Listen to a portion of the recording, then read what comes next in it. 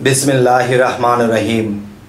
हे समस्त जगतबासी, आज आमी शामीम आली चिश्ती आपनादेर सामने जे आलोचना निये हाजिर हलाम, এই আলোচনাটি জ্ঞানী যারা পৃথিবীতে আছে, যারা রুহানি জগতের জ্ঞান, যারা আত্মজগতের জ্ঞান, যারা আধ্যাত্মিক জগতের জ্ঞান বিশ্বাস করেন এবং মানেন এবং আল্লাহ যে একদিন সাক্ষাৎ দেবে আল্লাহর নিজ রূপে, সেটি বোঝার জন্যে আজকের এই আলোচনা। তবে আজকের থাম্বনেলে যেটা আপনারা পেয়েছেন যে আল্লাহ আসে মানুষের পাশে, আল্লাহ কিন্তু মানুষের পাশেই আসে, কিন্তু আল্লাহকে কেউ চিনল না। আর আল্লাহকে না চিনিয়া কি অবস্থা করে সেই বিষয়গুলো আমরা বুঝব। তবে জ্ঞানী চতুর যারা, তারা কিন্তু চিনে ফেলে যে হ্যাঁ, আল্লাহ তো বলেছে আমি সর্বময় বিরাজিত, কিন্তু তিনি সর্বময় কিভাবে বিরাজিত থাকে এবং কোথায় কিভাবে আসে। যে কোনো ভক্ত আল্লাহকে ডেকেছে, হে আল্লাহ, আল্লাহকে যখন ডাকে তখন আল্লাহ কিন্তু ডাকে সম্মুখ দেয়। আমাদের সেই চর্মের কান বন্ধ করা আছে, শুনি না।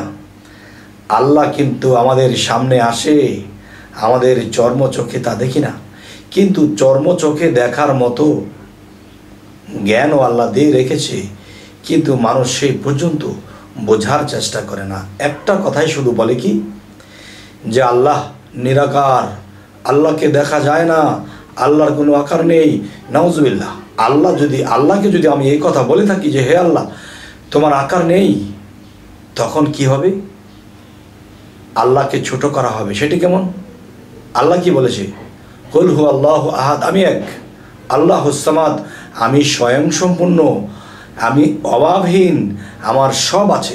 তো আল্লাহ যদি বলে আমার সব আছে, আর আমি যদি না বুঝে বলি আল্লাহর আকার নেই, তাহলে আল্লাহর আকারের অভাব আর এই কথাটার জবাব দিতে হবে একদিন সেই পরকালে। তবে সমস্ত কিছু বলা সম্ভব নয়, এমন কিছু বলার চেষ্টা করব যে আল্লাহ মানুষের পাশে কিভাবে আসে, ডাকলেও আসে, না ডাকলেও আসে। প্রেমিক ও জ্ঞানী চতুর লোকে তাদের চোখে ভাসে এবং তারা দেখতে পারে এবং আল্লাহর সেবাও তারা করে দিতে পারে। সুবহানাল্লাহ। সেটি কেমন করে? অবিশ্বাস করার মতো, না মানার মতো এমন কথা নয়, অবশ্যই মানতে হবে। জ্ঞানী গুণী কয়। তাই শামীম আলী যেটুকুই তার বুঝে ধরে অতটুকুই বলে যায়। যেমন একটি বিষয় হলো, দেখুন যে মানুষ আল্লাহর কাছে অনেক সময় অনেক কিছু চেয়ে থাকে, যা কিছু চাইলো তা কিন্তু সে পাইবার যোগ্যতা নেই। একটা সংসারে 5টা সন্তান থাকলে কোনো সন্তানকে বাবা মা দিচ্ছে, বাবা তুমি এটা নেও, ওটা দিয়ে এটা করো, বাবা আমি এটা নেব না, আমি পারবো না। সে পারবে, নিচ্ছে না। সেটা যোগ্য, সেটা নিচ্ছে না। আর যে অযোগ্য সে শুধু চাইতেছে, তার মানে তাকে যদি দেওয়া হয় সেটাকে নষ্ট করবে। আচ্ছা, তাহলে বাবা মাও কিন্তু জানে কাকে কি কোনটা দিলে কি হবে ভালো মন্দ। তাহলে আল্লাহ তো অগ্রিম সবই জানেন। তখন কোনো বান্দা যখন চোখের জলে আল্লাহর সাধনা করে আল্লাহকে ডাকে, যখন সেই বান্দা নিজের কোনো কিছু প্রয়োজন মনে করে, তখন দেখা যায় যে সেই প্রয়োজন মেটাতে আল্লাহ যে তাকে কিছু দেবে, কিন্তু আল্লাহ তাকে দিচ্ছে না। সে তো চাচ্ছে, এটা পাওয়ার যোগ্যতা তার নেই। তারপরেও কিন্তু আল্লাহ তার ডাক শুনে সন্তুষ্ট হয়ে আসে, বেশির জায়গায় কম হলেও দেয়। আর সেই মানুষগুলো শরীয়তের মধ্যেই বেশি, আর তরিকতের মধ্যে কম। কারণ তরিকতের মানুষে আকার নিরাকার দুইটাই বোঝে, কিন্তু শরীয়তের মানুষ আকারও বোঝে না, নিরাকারও বোঝে না। আচ্ছা, তো এখন আল্লাহ কি বলেছে? ওয়াল্লাযী খালাকাল মাউতা ওয়াল হায়াতা, যে আমি মানুষের মৃত্যু ও জীবন সৃষ্টি করিয়াছি পরীক্ষা করার জন্য, তোমাদের মধ্যে কে কর্মে উত্তম। হ্যাঁ, তবে এই জিনিসগুলো বোঝার আছে। দেখেন আপনি আল্লাহর কাছে চাইছেন, আল্লাহ তুমি আমাকে এটা দেও, আমাকে দেও।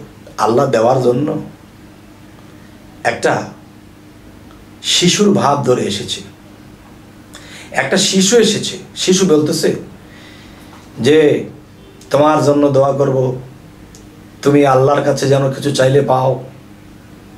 দেখো আমি এতিম, আমাকে দেখার কেউ নেই, আমি জন্মের পরে আমার বাবা মা মরে গেছে, আমাকে কেউ আদর করে না, তুমি কি আমাকে একটু আদর করবে, তুমি আমাকে কিছু খেতে দেবে? তখন সেই ব্যক্তিটি কি বলল? দূর হয়ে যা, দূর হয়ে যা, তারে সেবা করলে, তারে খাওয়াইলে আল্লাহ আমাকে দেবে, দূর হ। এই শিশুটিকে আলাকল্লি শাহিন কাদির, আবার কি বলা হয়েছে আলাকল্লি শাহিন মুহিত, আবার কি বলা হয়েছে যে আমি সর্বময় বিরাজিত, সব জায়গায় আছি। কোন রূপে আছে, কখন কিভাবে আছে? আল্লাহ সর্বশক্তিমান, তিনি যে কোনো জায়গায় যে কোনো রূপে থাকতে পারে। তখন এই এতিমের কথা কিন্তু আল্লাহ বলেছে কোরআনে, দুর্ভোগ সেই নামাজকারী, দুর্ভোগ সেই ইবাদতকারী যারা এতিমের গলা ধাক্কা দেয়। তাহলে এই লোকটি কি করলো? আল্লাহ যতটুকু সন্তুষ্ট হয়ে এসেছিল তখন তাকে ধাক্কা মেরে তাড়িয়ে দিল। তাহলে আল্লাহর কাছে যে যতটুকু পাওনা হয়েছিল অতটুকু থেকেও সে বঞ্চিত হয়ে গেল।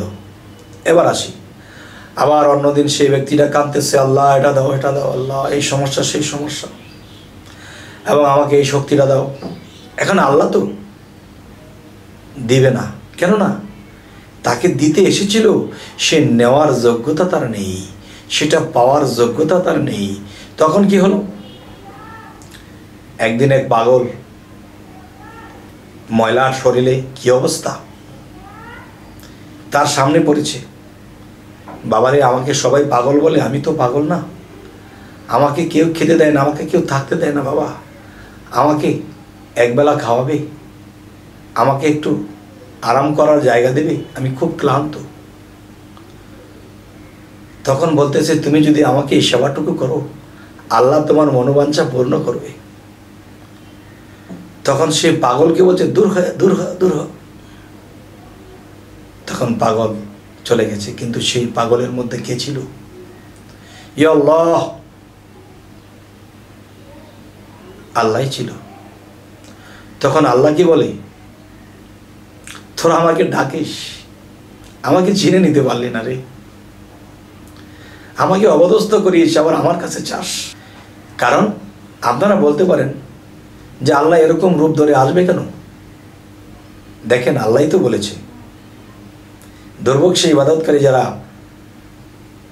যারা ক্ষুধার্তকে খাদ্য দেয় না, এতিমকে গলা ধাক্কা দিয়ে দেয়, আল্লাহই তো কোরআনে বলেছে।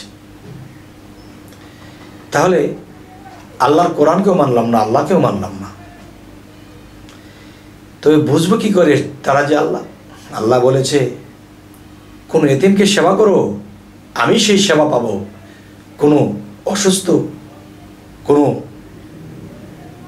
পথহারা মানুষকে তোমরা আশ্রয় দাও, তাকে পথ দেখিয়ে দাও, তবেই তোমরা আমার সেবাই করা হবে। কিন্তু এই জিনিসগুলো না বোঝার কারণে আমরা কিন্তু আজ এই অবস্থা। তবে হে সমস্ত জগতবাসী, আজকে আলোচনাটি আপনাদের কি বোঝানো হলো, কি বুঝলেন, অবশ্যই কমেন্টে জানাবেন, এবং সামনে কি ধরনের আলোচনা চাইছেন তাও জানাবেন। তো আমাদের চ্যানেলটিকে লাইক দিবেন, শেয়ার দেবেন, এটাই তো, আর কি করবেন। সকলে ভালো থাকবেন। আল্লাহ হাফিজ।